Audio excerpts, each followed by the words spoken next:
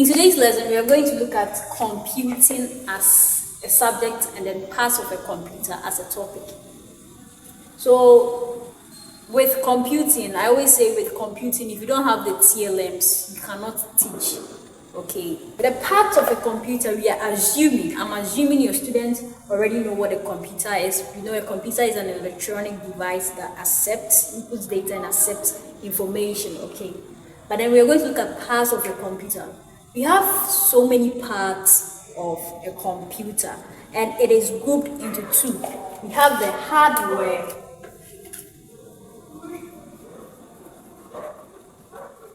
and the software.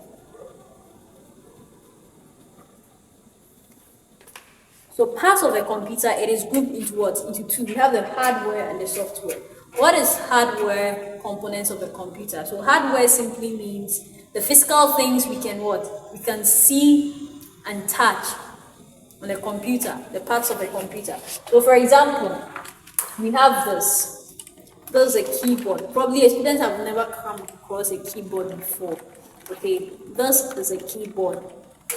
And then aside the keyboard, we also have the mouse. Let's say you do not bring a mouse to class.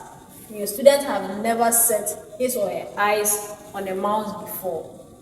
Okay, so you just have to, this is what we call model. They are drawing something to represent the real object.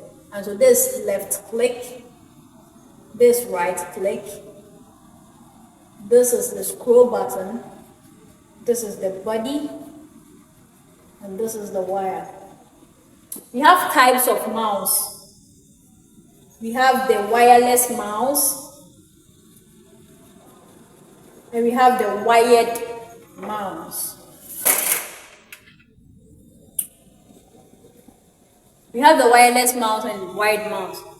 What is wireless mouse? Wireless means the mouse uses battery and there's no wire attached to the mouse, okay? And then with the wired, you always see a wire attached to the mouse, of which you're going to connect the wire to your computer before you can access it. So that's one component, hardware component of the computer, the things we can see and touch. We have the keyboard. So we are going for the keyboard. And we have the mouse. Then we have what we call the monitor. You know, sometimes you'll be posted to a place where they don't really have access to these things, and probably you also don't have a computer to show them. And once you are teaching from the scratch, you would not want to use a laptop to teach, unless maybe you are introducing MS Windows, because you have to let the student understand we have generation of computers before even laptops and palm tops and the iPads came. But then for those who have not seen a laptop before, you can use this as a TLM. But then this is a monitor, and then aside the monitor, we have what we call the system the system unit. My drawing isn't that good. Let's manage it like that. So we have what we call the system unit. So without these things, the computer can actually not function. We need the monitor, we need the system unit, we need the mouse, and we need the keyboard. So all these things that we can see are classified as what? Hardware components. So let's add them. The monitor, the system unit. Not only these four things are the parts of a computer.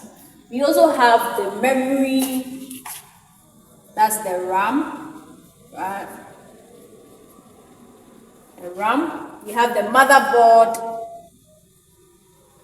You could get a motherboard. We have, if you go to these computer engineers, you get sport motherboards, and you can bring that to the class to teach. We have the CPU, that's the central processing unit. So basically, with the hardware components, it's very easy for you to teach, for them to understand. It's simple. The things you can see and touch the hardware components. Now let's move on to the software. The software components are programmed. Okay, they are programmed such that we can only see, but then we can't feel them like the things we have here, like the keyboard and the rest. Okay, so example of the software programs are, the software components are the games we play. We can use the soccer. Most of them go to game centers to play.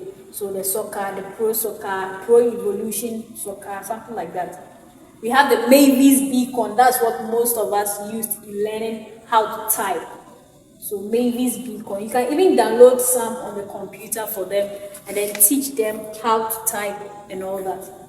So we have hardware components and we have the software components. So without these things, a computer cannot function. Now, having known the hardware and the software components, so you can ask the difference between a hardware and then a software, and then they should give examples, maybe 2 examples each of a hardware and a software component. And so this brings us to the end of today's lesson. In our next episode, I'll be bringing to you more topics with regard to computing. If this video was useful, please do well to hit the like button and be a part of us. My name has always been Lottie, and thank you very much for watching this episode. Stay tuned and stay connected. Peace out.